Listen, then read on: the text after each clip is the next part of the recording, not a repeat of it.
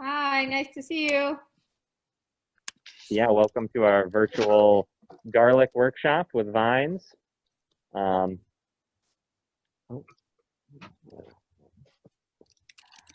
So we hoped to, I think I can take my mask down now.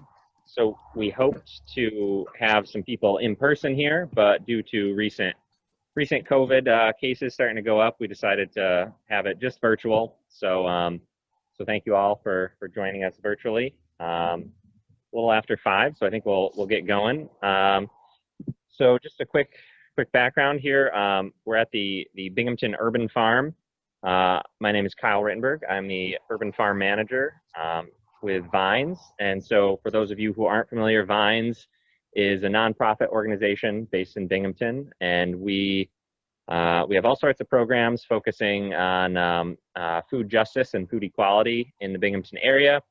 We manage community gardens. We host youth employment program during the summer on the urban farm, as well as a slew of other programs. But from the urban farm here, we have so we've got about a little over 2 acres in downtown Binghamton, and probably about 2/3 of that is in vegetable production. And so all the veggies we grow here go towards a couple different outlets. We have a CSA that we run. So we have about 60 shares. For those of you who aren't familiar with a CSA, it stands for Community Supported Agriculture. And what that is it's a weekly box of vegetables that we package together and distribute to different areas, which then people then come and pick those shares up. So we, like I said, yeah, we have about 60 families or 60 shares that we feed from the urban farm. We also sell to some local restaurants and then at a farmer's market in downtown Binghamton. So yeah, that's a little bit on the urban farm. And but today we're going to be talking about garlic. So here in upstate New York, we are just getting ready to plant garlic about mid-October right now. And so I'll just go a little bit through the life cycle and then some issues to think about when planting. And then we'll walk over to our garlic field and I'll do a quick demonstration and mulch the garlic. So yeah, to start out, I've got some garlic here on the table. So garlic is a biennial. Well, it's technically perennial, but we treat it as a biennial. So it would survive, many winters in the ground, but we pull it out after the first year. And so when you get garlic, you're used to seeing it probably like this, all wrapped up in its paper sheath. And, the paper around it helps it, longer in storage, helps keep the garlic clean and, and so what we do when we want to plant is we plant just one clove. So, you break the garlic head up, take the paper off, and then you break these little cloves off, just like this. And then, so the garlic, and then we separate it out into cloves, and we plant just the clove. And in the Northeast here, usually like mid-October, you could wait a little bit longer. The idea is, though, that you plant it so that the roots have time to get established in the soil before the winter freeze, and then, but not early enough that the shoot comes up out of the ground. So you just want the roots to get established in the fall. And so, yeah, yep. So you plant the garlic, and then in the spring, it's one of the first things that pops up, and it'll have a nice green little shoot coming up. And for anybody who's grown onions, it looks kind of similar to onions. It's related in the allium family, almost like a little grass. It's got one little shoot that comes up, and then by about I think about June in the Binghamton area here, like first week of June, I think second week, we harvested our scapes. And so if anybody's heard of garlic scapes before, that's the flower of the garlic. And there's actually 2 different types of garlic. There's hardneck and softneck, and we grow hardneck garlic. You can see it's got this neck, obviously, which is pretty stiff, and that's what the scape comes out of. Softneck garlic doesn't actually have a scape. It produces more cloves. They're smaller, and it likes a more southern climate, whereas the hardneck garlic prefers a more northern climate and the overwintering. And so anyway, yep, you plant the clove. In the spring, it comes up, and about, yeah, beginning of June, you'll see this curlicue thing. We don't have a picture of the scape on here, but the scape forms a little curlicue, and it pops right out of the middle of the plant. And it's pretty obvious.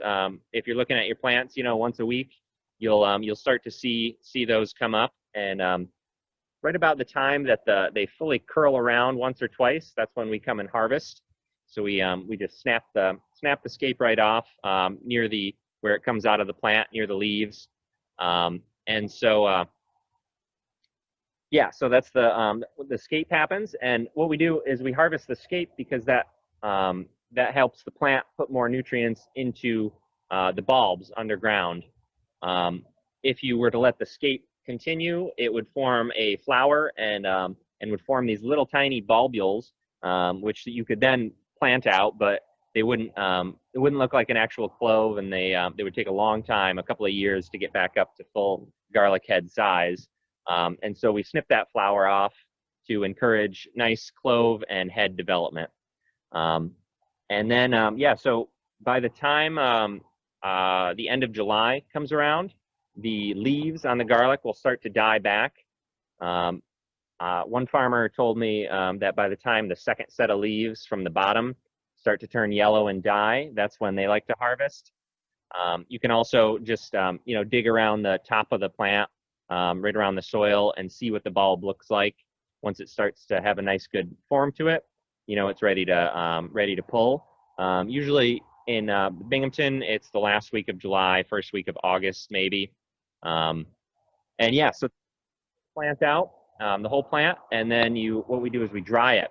So you gotta hang it for a little bit, and that helps the moisture content go down, which makes it last a lot longer in storage.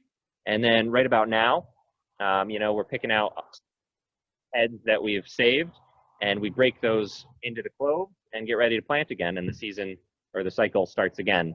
So that's a little bit of background on the life cycle of garlic. I don't know if I missed anything. I'm pretty much following along with the handout we have here, so I think that's pretty good. I see one question: is the info relevant to coastal Virginia? I would say that it is. You know, it might just depend on what varieties you have. You can look up varieties that would be recommended for your climate. You know, we grow, like I said, it's a Carpathian hardneck, very winter hardy garlic. You know, we're in a zone 5 here.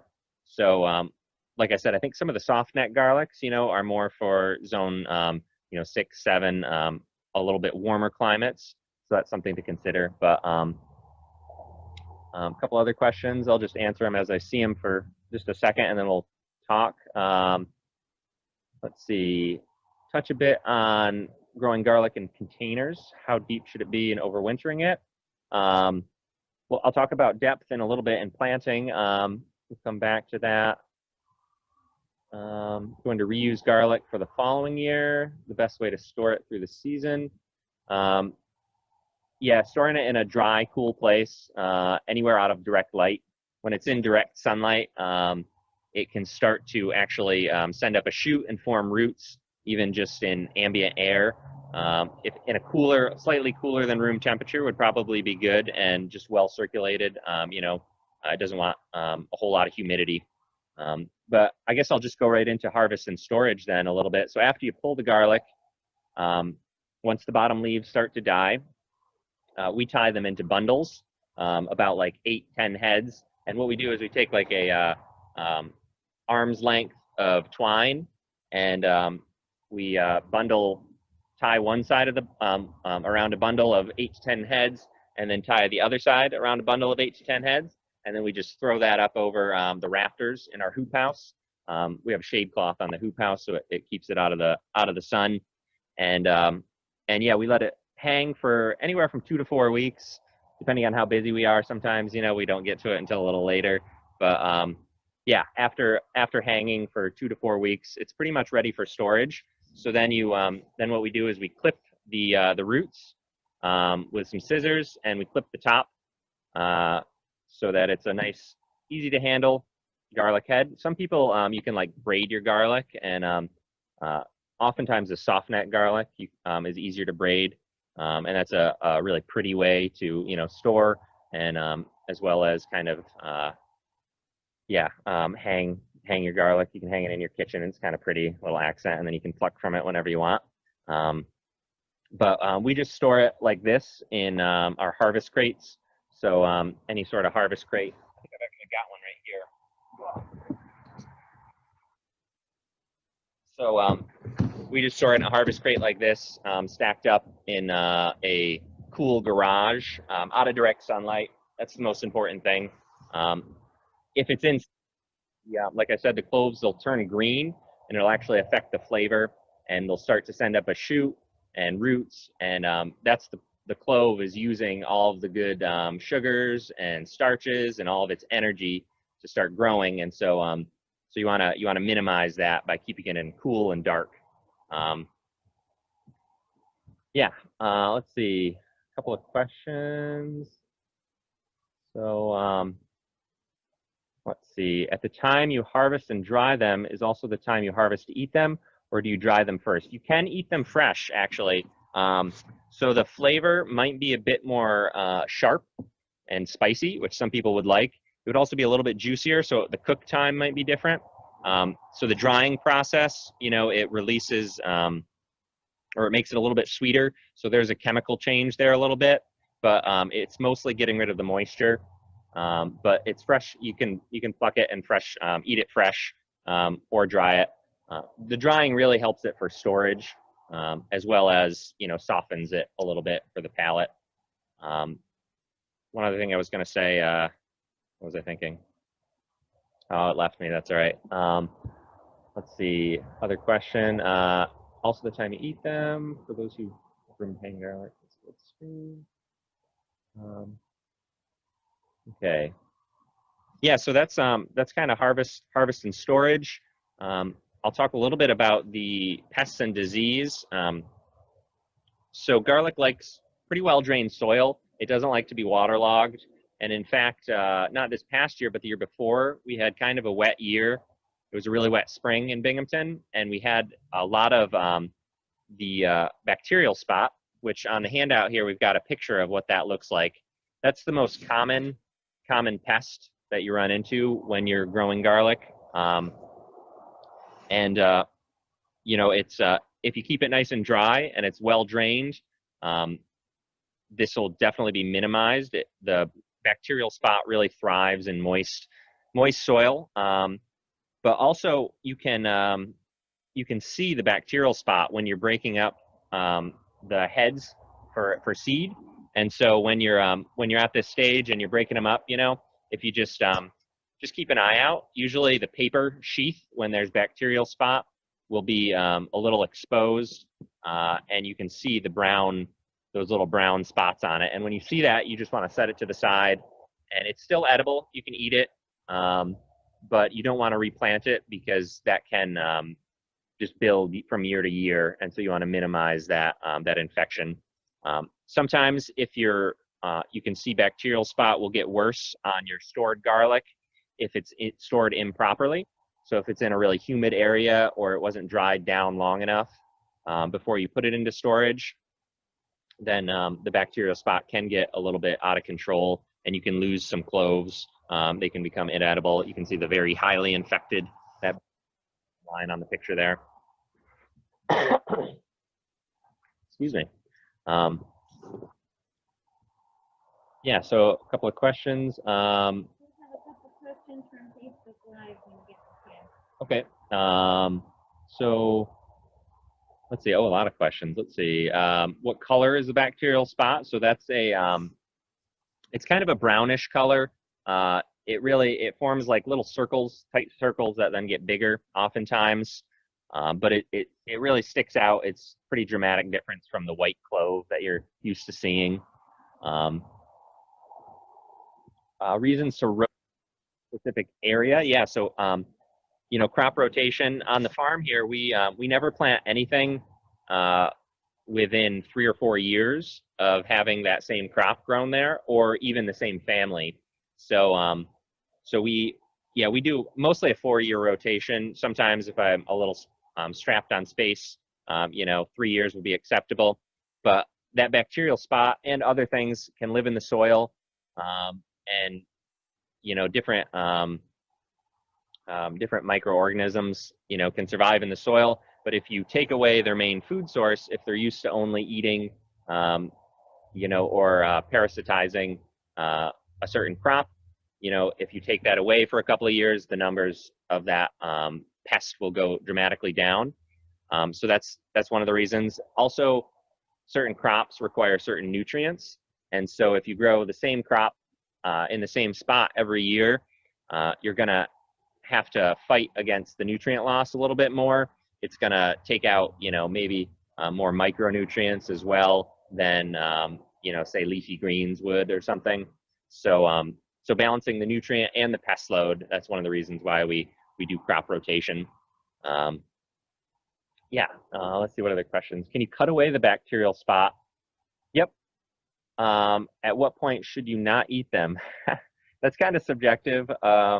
You know, if I see it's like soft and like kind of squishy and just like not very appealing, then I would probably throw the whole clove away or toss it in the compost.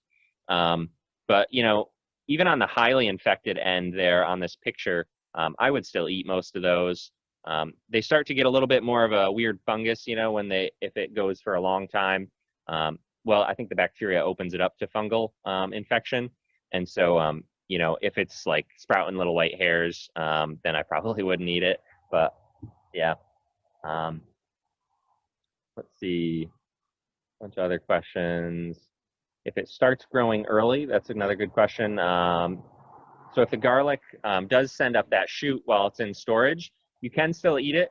It's going to be, oftentimes what you can do is you slice the clove and you can pick that green part out of the middle, and you can eat it. Or, you know, it has a little bit of a bitterness to it probably, and it's not the garlic flavor that you might be used to. So, you know, you can set it to the side or you can chop it up and eat it. Can you use a dehydrator instead of hanging it? That's a great question. You probably could. I don't know, it might take a while though. You know, some of these are pretty big. Also, most dehydrators have like thin areas to put the veggies, but if you had a big area that you could put it in, it would probably work. I'd just be careful not to over dry it. I've never thought of using a dehydrator. That's a good question though.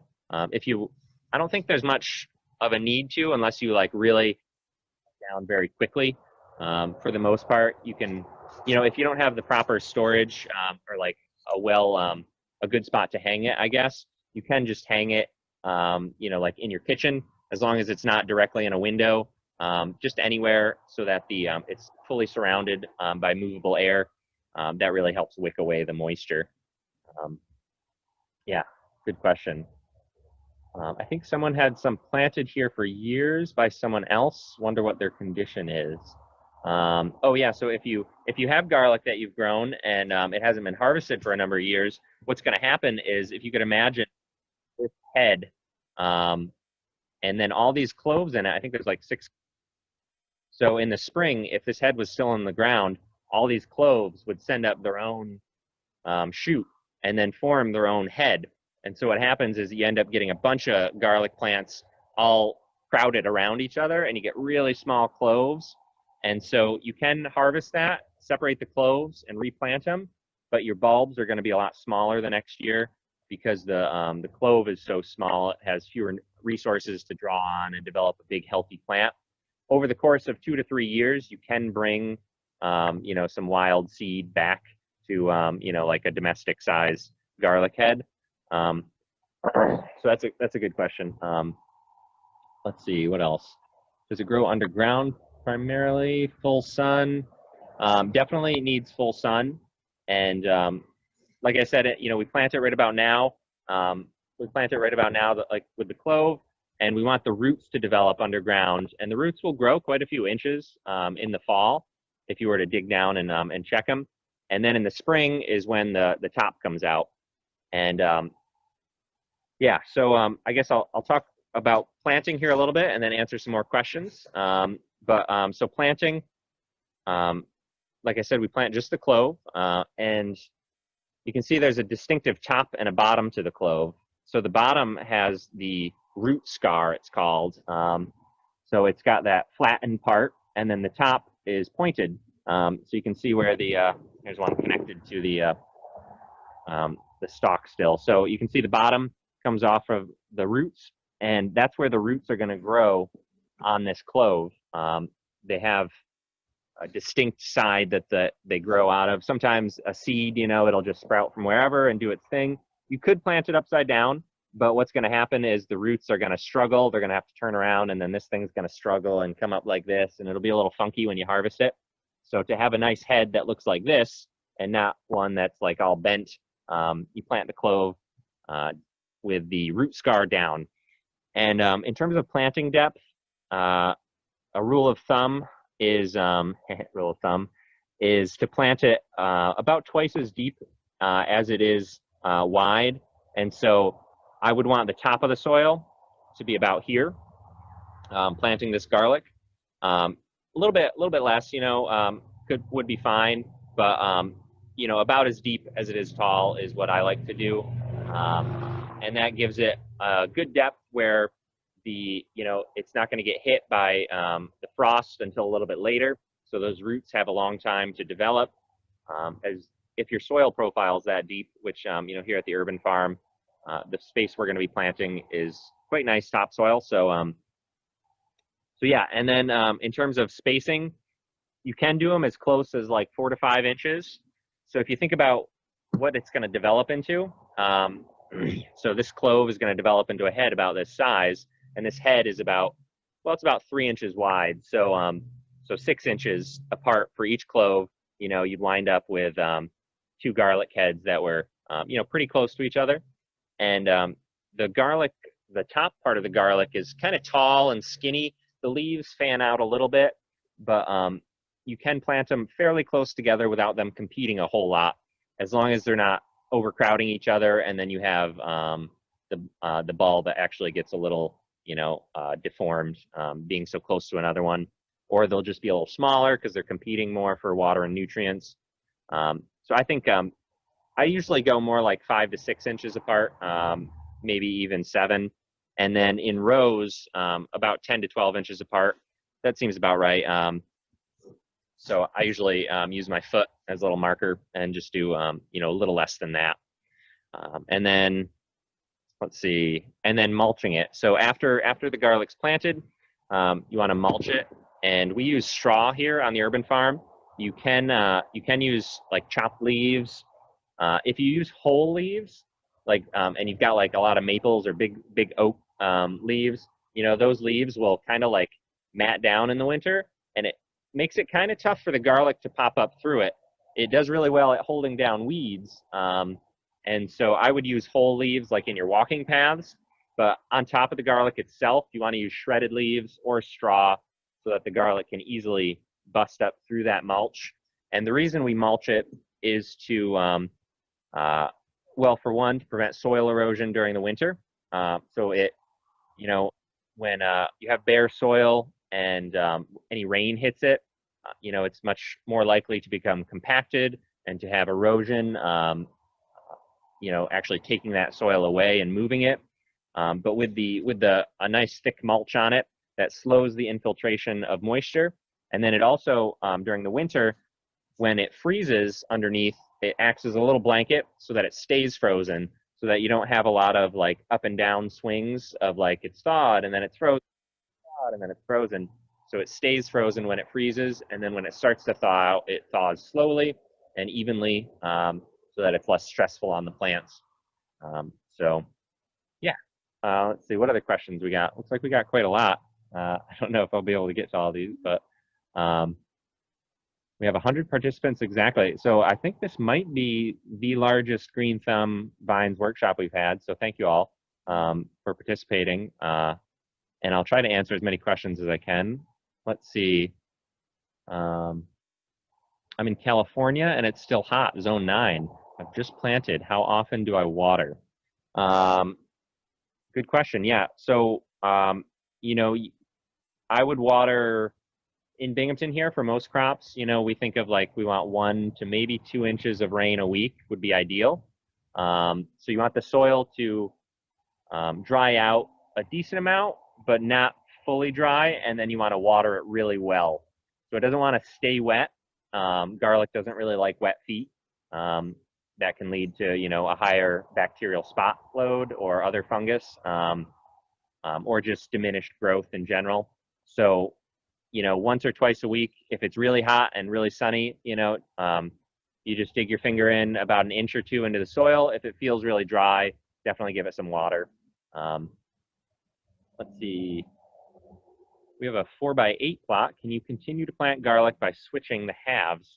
That would definitely, you know, I'd give it a try. Over the course of a couple years, you might start to see some noticeable differences, but if you're adding compost regularly and nutrition, I would imagine you'd be all right. Let's see, will squirrels forage for them? That's a really good question. And actually, in our garlic field last year, where we had it just on the other side of this hoop house, probably one of the biggest weeds we had in there was oak trees from all the squirrels digging in there and planting acorns. Here in the urban environment, we have so many squirrels, and they bury acorns all over. And they really liked that field in particular. It's right along a wood line with a bunch of nice big oaks. And so they didn't seem to bother the cloves themselves. They just kind of, they might make a bit of a mess and move some of the cloves, but they don't go after them and eat them by any means. Yeah, good question. Should you compost bulbs that are infected? On the handout, you said not to plant it. Yes, that's actually, that's probably a good point. Yeah, you rotate that back in. Unless you have a really well managed compost that gets, you know, super hot and it's going to kill those microorganisms, probably safer to not. You know, our compost pile here during the summer, I get it up to like 130, 140 even, and I'm confident that that temperature, you know, will kill most things. About 120 is when most weed seeds at least start to break down and die. I don't know the exact temperature for bacterial spot and stuff like that, but if you're just home composting and it doesn't get too hot, yeah, that's a good idea. Maybe not putting it in the compost. Let's see, best place to get started bulbs. Yeah, looks like we got a couple questions on that. So we have maintained our garlic through the years. A good place to get garlic though is if you just go to your local farmers market. A lot of farmers grow garlic, and you can just buy, you know, a head of garlic from them at the farmers market. And if you trust your farmer, then you know it's good garlic, and that they're probably going to plant it themselves. There's lots of online marketplaces though. You know, like Johnny's, High Mowing in the Northeast here. Those are the ones I'm most familiar with. But yeah, I would say most any place that you would buy seeds, a lot of them sell garlic seed as well. The local Agway here as well has garlic that's of decent quality. But if you can get it local, you know, that's ideal because then you know that it's good for your climate. Let's see. Is there anything you shouldn't plant it near? That's a good question. I don't know if I know the answer to that question. I'm not too familiar with any companion plants or things that garlic doesn't like. So yeah, I'm not too sure on that question.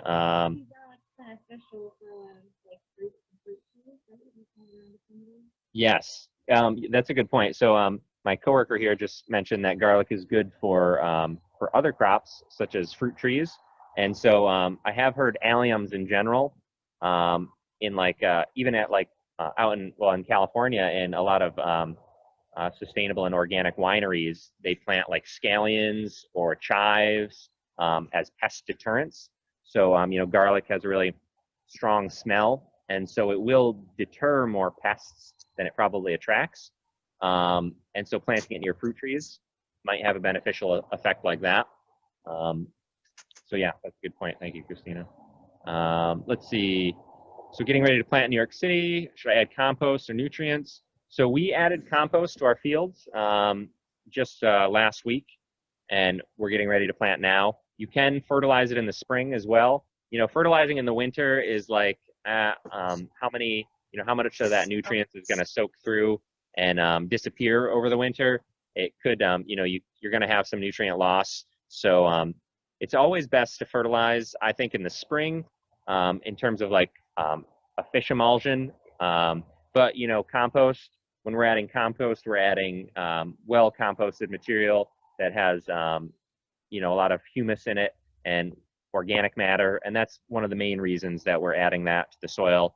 So that compost is gonna slowly break down and also hold nutrients. The mulch on top also helps hold nutrients. The water's not moving as quickly through it. But, you know, a little bit of compost right before you plant is, I would say, a good idea. If you plant too early, can that still work? So as long as the green part doesn't come up before winter, you're safe. If that comes up, there's a chance that it'll die in the winter. And then I'm not sure what would happen if it would maybe start a second shoot in the spring. But you definitely don't want to plant it too early and have that happen. Let's see. Can you plant in a raised bed in a container? Yeah, so it looks like we've got a lot of questions about containers. And so, garlic would work pretty well in a container, I would say. You just want to make sure that, like, if you're planting it in, like, say, a 5-gallon bucket, if that bucket is just out in the sun through the winter, well, for one thing, when it freezes in the winter, it's going to expand, and so it might crack the bucket. So you just got to be careful during the winter for whatever container you're using. Felt bag might work a little bit better. Those are popular to grow in. And then you don't want it to thaw out a whole lot during the winter. So if you're growing it in a container and you can put mulch around the whole container, I might suggest doing that, or having it out of direct sunlight. Because if you could imagine like a black felt bag in the summer, in the winter, we can have a lot of direct sunlight hitting that, and it would, it'd heat up, and might thaw the soil out a little quicker, and then your garlic shoots up earlier than it should, and it could get damaged. So just be careful planting in, a dark container. It just wants to be well mulched and stay cold when it freezes. Let's see. Let's skip through some of these questions. A couple questions on watering. So, watering, if we don't get rain for a week, I'll give it a little bit of water. We use drip line irrigation, but we also use, either one is appropriate. Like I was saying, just dig your finger like 2 inches into the soil. If it feels really dry, it's probably time to water. Garlic is fairly drought tolerant. But it won't get as big of a head if it doesn't have adequate moisture. And you don't need to water it over the winter. You don't even have to water it in, really. I would say when you plant in the fall, don't worry about watering it at all. The following year, if it's really dry in the spring, that's when you could consider starting to water. Let's see. So the garlic cloves do freeze over the winter, and the whole plant, will freeze, the roots and all, and it just thaws out in the spring. And as long as it doesn't have a lot of like up and down, like freeze, thaw, that stresses the plant out. But it's designed to go through a frost and come back out of it on the other side. So, let's see, a couple of recommendations for things not to plant garlic near. And then some questions on bone meal, fish emulsion. If you do a soil test beforehand, that would be ideal. Then you'd know exactly what to add and what you're missing. So that would be, my number one suggestion. You can test your soil in the spring or in the fall, early fall, right before you plant, and then decide on what nutrients you might need either. But I wouldn't fertilize too much in the fall. Like I said, compost would be fine, and other forms of organic matter mixed into the soil. You could do your bone meal as well, But fish emulsion, which is liquid, you know, that's really fast acting and it moves through the soil very quickly. So I would use fish emulsion in the spring if you felt like your soil needed a little bit more fertility. Let's see. Another question on water. Yeah, so you don't water it in the winter. You don't really have to worry about that until the top starts to come up. Once you see green, then you know it's photosynthesizing and it's going to need water. And wood ash. So it depends on your soil test. I'm not 100% sure on what pH garlic prefers, but I'm going to assume kind of middle of the range garden soil it would prefer. So as long as your pH is within, you know, 6 something to 7, you probably be all right. But wood ash, I believe it lowers the pH, or does it raise the pH? I think it lowers the pH. It's a liming agent, I believe. So the opposite, yeah, it raises the pH. It's the opposite. It makes it more acidic. Makes it more acidic. Wood ash does. Okay. Yep. Yeah. Good question. So I think maybe we'll walk over. It's about 5:45 right now. So if we can walk over to our garlic field, and I'll do a little quick planting demonstration and show you where we're planting our garlic and how we mulch it. So.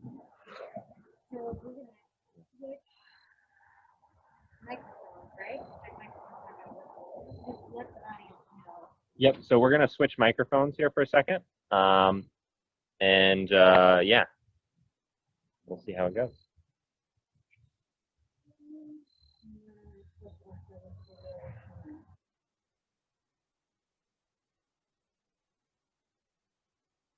Hey, Bill, can you hear the audio? Okay, cool. Great. So we're going to go across the street then, and we'll try and... Okay, good. Oops. Watch the lane camera. Funny. Yeah. I think it's working out. As long as we still have service on the other side, and we have just enough sunlight, it looks like.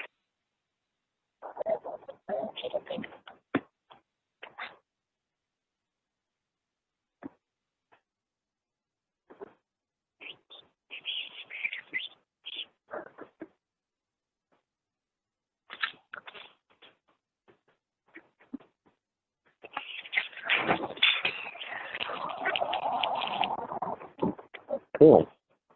So this is one of our production fields, a little empty right about now. We just seeded some winter rye cover crop in some of it. And we just tilled up where we're going to be planting. So usually in this workshop we have,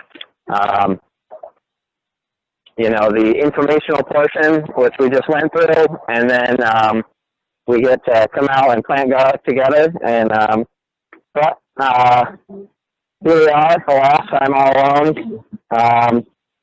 So this is, yeah, where we're going to be planting the garlic. You can see we've got the beds all tilled. And I put a couple in already just to show the outlet of what they look like.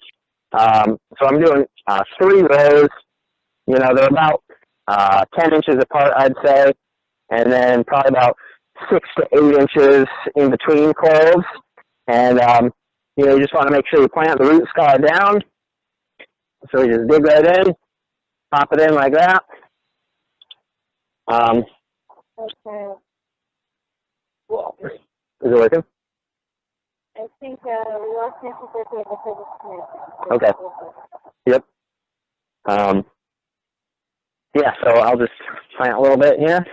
We'll see. We've got this nice little handy tool, Korean hand hoe. This is probably my favorite transplanting tool. It works pretty good at popping plants in real quick. Got a nice curve to it like that. If your soil is nice and loose, you can just, you know, stuff the clove in, which this I probably could. You know, just stuff it in there. But just make sure that it gets it to the proper depth. And so once we get a bunch planted here, we've got some straw lined up here, and I'll show you. So we like to put down a good amount of straw.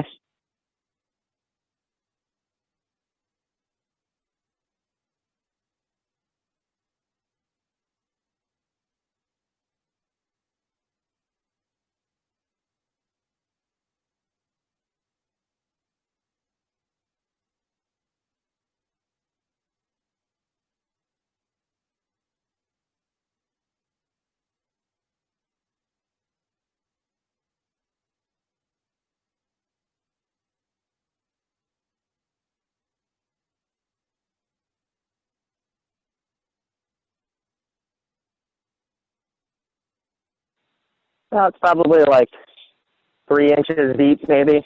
Depends on your resources. If you have more, you know, more mulch is good. I wouldn't go more than like 6 inches deep, though.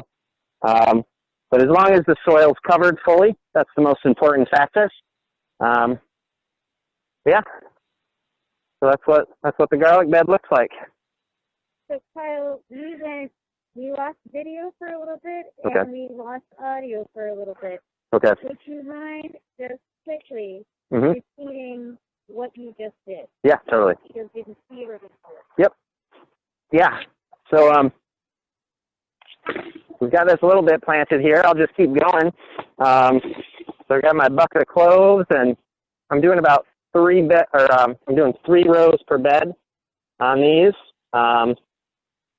So 1, and the rows are probably about 10 inches apart, and the cloves themselves are going to be about 6 inches apart in the row. So it's going to look something like that.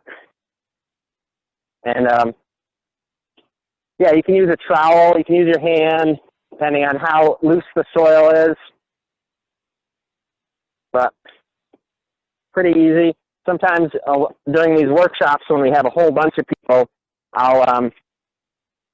we have like a poker stick. So somebody will go through and poke all the holes, and everybody comes behind them and puts the plants in, puts the little cloves in.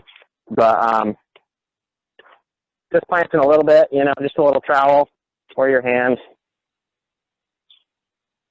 Again, just making sure that the root scar, right, is going down, and the tip of the garlic is going up.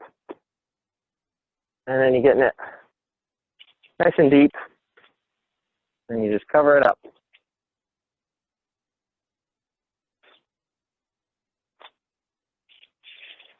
Cool.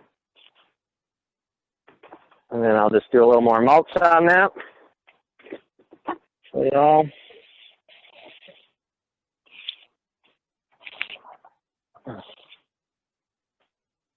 So straw is best. You can use the shredded leaves, like I said, as long as the garlic is going to be able to pop up through it. Don't use hay. A lot of people think straw and hay are similar, but they're actually very different. Hay has seeds in it still, as well as green plant matter that can break down. Straw is only, as are leaves, is pretty much only cellulose. So it's the leftover stalk of, I think this was wheat straw. It came from New Jersey, but yeah, that's the garlic bed. So we'll get the rest of these planted later this week, I think. But yeah. Awesome. Thank you, Kyle. Cool. Thank you all. I think there are more questions. Yeah, for a few more questions? Yeah, we could head back across the street and where we have better service, and I'll take some more questions. Average first frost for Binghamton is like the first week of October. So, you know, this would be like 2 weeks after the average first frost date, I would say. So most other plants, you know, are done for, and at that point in Binghamton, the clove has a decent enough time to form that root, but to not form the top shoot, which causes, you know, then the plant can be damaged over the winter. But see, should I switch back the audio, or? Yeah, we could just use this, and I'll just turn my video back on here. Cool. So let's see. Any other questions? Is there a crop you can plant in the spring with the garlic to maximize use of limited space? That's a good question. I'm not sure what sort of companion planting the garlic likes, besides what we talked about, the you know, having it deter certain pests from fruit trees and such. If you are going to do companion planting, though, you know, just plan on that, and, you know, double your spacing that you normally would, so that you leave room, or maybe do 2 rows and then you could grow something in between. I could see something like that. But I'm not exactly sure on which plants, you know, would be best for that. Yeah, good question. Can you explain when you would plant and harvest a biennial versus perennial? Let's see.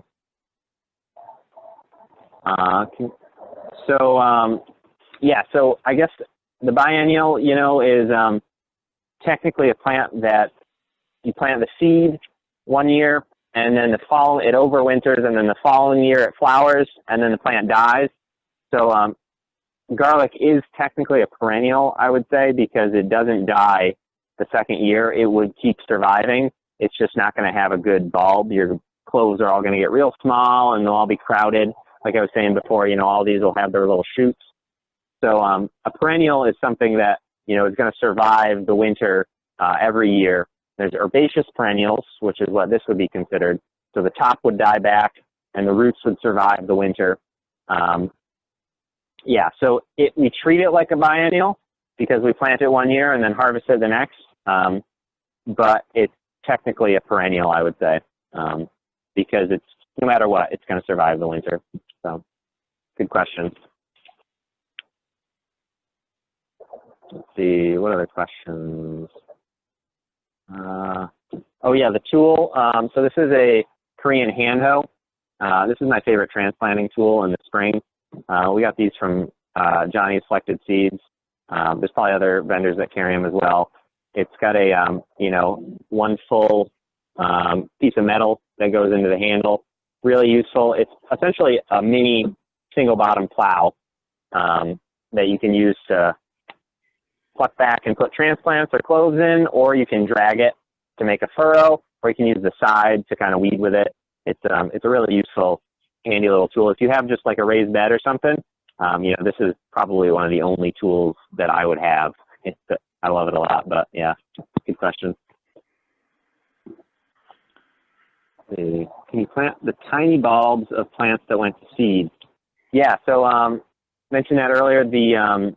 Yeah, if you let the bulb get crowded and you have all these, you know, plants right next to each other, all these cloves producing plants, they're going to produce a number of bulbs again. You can separate those out and plant those out, but your bulbs are going to be smaller, and you can select them though over the course of, you know, 2-3 years and get them back to this size. But you just got to be diligent about separating them out every year. And I actually have some garlic at home that I have been rehabilitating that my great-grandmother brought from Czechoslovakia. And my grandma was the last one to be gardening with it. And I acquired some of that, and some of it, though, went a full year without being harvested. So I had a whole bunch of little baby bulbs. And just this summer, I harvested the first year. And the heads are small. You know, they're maybe like half to a third the size of these. But I saved the best looking ones and replanted the cloves. And so next year they'll be a little bit bigger. Then the year after that, they'll be a little bit bigger until they get back to the normal size that they should be. So yeah, good question. Companion plants. If someone did some research or knows companion plants for us, so that's good. Yeah. Do we have any questions from Facebook that we want to answer? After separating the cloves, you need to peel them. After separating the cloves, you need to peel them. So you don't need to peel them. You can leave the, some of them will lose some of the skin just as you're peeling it. And that's fine. It makes it a little bit more susceptible to damage, you know, either from your thumbnail or fingernail or whatever, or something in the soil. But you don't have to separate it. The paper sheath, the roots will grow and the top will come right out, even with the paper sheath on it. Good question.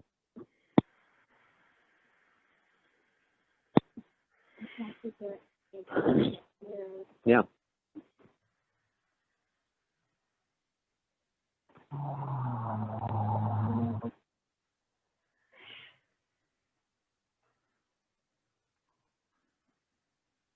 Someone has any particular varieties that do well in upstate New York?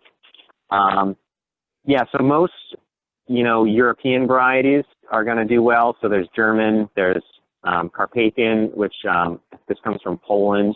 So any of those hardneck varieties will do quite well in this climate. I think I said in the beginning, you know, the softer neck varieties, those are, I believe, more of a southern climate. But, you know, if you go to your local farmer's market and buy some garlic from a farmer there, you know that it's going to be a good variety. So, yeah. Cool. Any other questions on Facebook? Or? Where can I get black garlic? Black garlic. I've heard of it. I think Yeah. black garlic is food. Fermented. Yeah. So the question was about black garlic, and I'm not 100%, but I think black garlic is similar to like roasted garlic, where you roast the whole clove and it gets really squishy, and you can just like squeeze them, pop them out. Super delicious. I think black garlic is similar in that it's fermented. I think. Don't quote me on it, but yeah, somebody's responding. It's fermented, a man-made thing. Yep. So I've never had it, but You wouldn't plant it if it's fermented, right? yeah, you wouldn't want to plant anything that already has been processed or fermented. It probably wouldn't grow very well. Mm-hmm. Any other questions? Is the recording going to be available to rewatch? Yeah, so I'm going to Yeah. you to get in here with everything. Yep.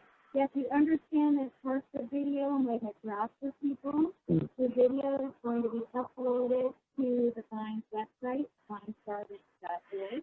Okay. So, yeah, it's Christina. My coworker was just telling me that the video is, yeah, we apologize when we went across the street. Maybe it cut out a little bit, but it will be uploaded to vinesgardens.org, and you can watch it there. Get it in email. And if you registered for this workshop, you will get an email about it. Will you get the actual video in the email? You'll get a link to the YouTube channel with all Okay. of our videos. So you'll get a link. Everybody will get a link to our YouTube channel, our Vines YouTube channel, which has all of our Green Thumb workshop videos from this past year. So, And then yeah. people who are fine who might not remember, garlic will be available. Okay. And so people that are Vines Garden members, if you want to use one of our community gardens, we will have garlic available Friday, you said? So it'll be, yeah, we have some seed garlic for community garden members in the Binghamton area, and that'll be ready for pickup on Friday. And we encourage people to post and send photos of the garlic and plants as a result of this workshop. Yeah, and so if I'm relaying Christina's message to me, so yeah, if you want, post you know, the garlic that you plant and share it with us. We'd love to see what you all are doing. And yeah. Next week, workshop. Oh, cool. So the next Green Thumb workshop is going to be November 4th, and it's an introduction to permaculture. So that should be really interesting. Cool. Exciting. So thank you all very much for, for listening. I hope it was helpful. And yeah, happy gardening, everybody. Thank you, Kyle. Cool.